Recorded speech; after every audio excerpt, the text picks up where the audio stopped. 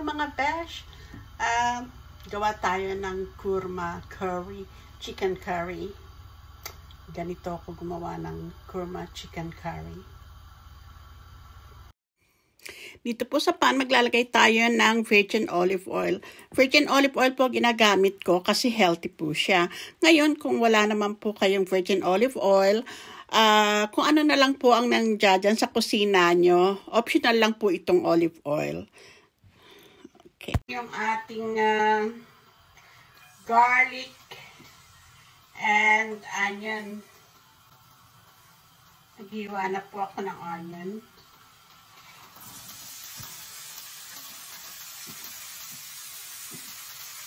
Yan. Patay lang natin. Spices. Dito meron ako itong kurma curries and chili flakes, chili pepper, paprika, and Himalayan salt, and coriander, garam masala. Ayan. Ayan, medyo translucent na po yung ating onion and garlic. Ilagay na po natin yung ating spices. Ay, ang bango mga besh. Kung naamoy nyo lang. Super bango. Oh, wow. Nice smell. Yung aroma ng mga spices. Yummy. Ayan. Maglalagay lang ako dito ng konting tomato paste.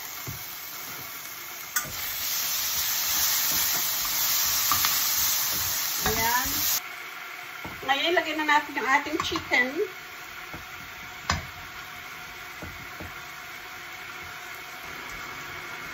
Ayan, haluin natin.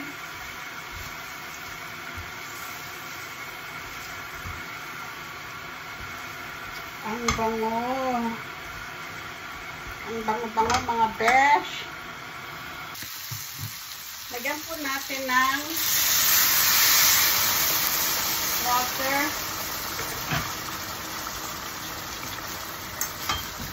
Ayan.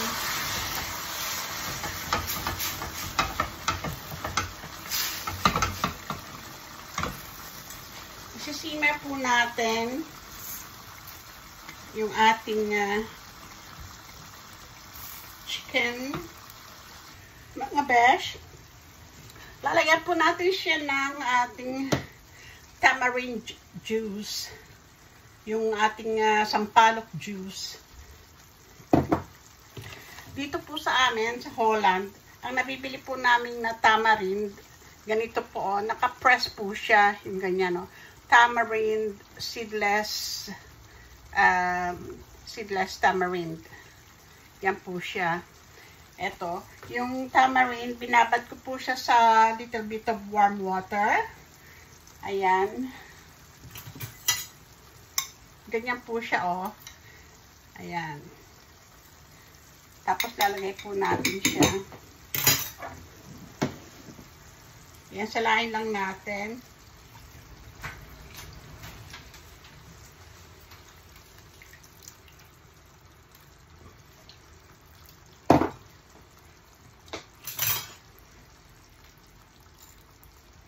Yan, masarap po ito eh.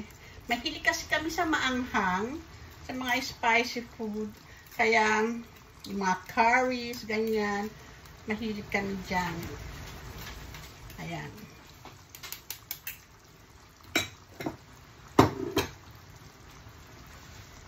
So, isisimmer lang po natin ang ating chicken until tender. Pwede pong dagdagan pa natin ng konti pang warm water. Kasi ako, naglalagay po ako ng warm water para mabilis po ang processing. Ayan.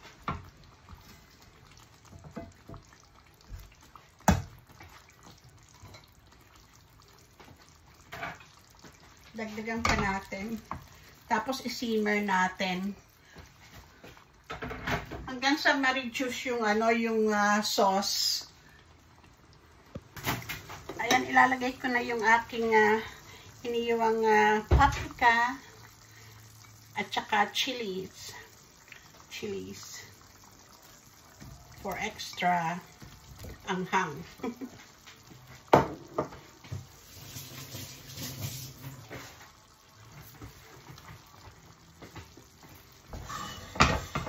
Sandali lang po maluto kasi gusto ko yung aking paprika medyo crunchy pa. Yan. Simmer lang po natin for 2 to 3 minutes. Then our curry is ready. Ayan na mga sis, mga kabesh. Luto na yung ating kurma chicken. So yummy. Super spicy. Not really super. I mean for our taste po. Mild lang siya. Mild chicken kurma curry. Yummy! Naamoy nyo lang mga kabesh. So, itry nyo rin po ang paggawa ng chicken kurma curry. Very simple lang po. And I know yung mga mahilig po dyan sa mga spicy food. Nako, sigurado pong mapapa-only rice kayo rito. It's very nice. So, try na mga besh. Follow my recipe, and thank you for watching. Happy cooking. Bye!